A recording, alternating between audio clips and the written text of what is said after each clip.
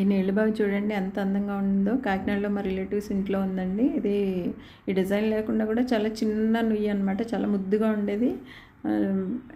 నేను మొన్న కాకినాడ వెళ్ళినప్పుడు చూస్తే దీనికి అంత డిజైన్ వేసి అసలు అదిరిపోయిందనమాట.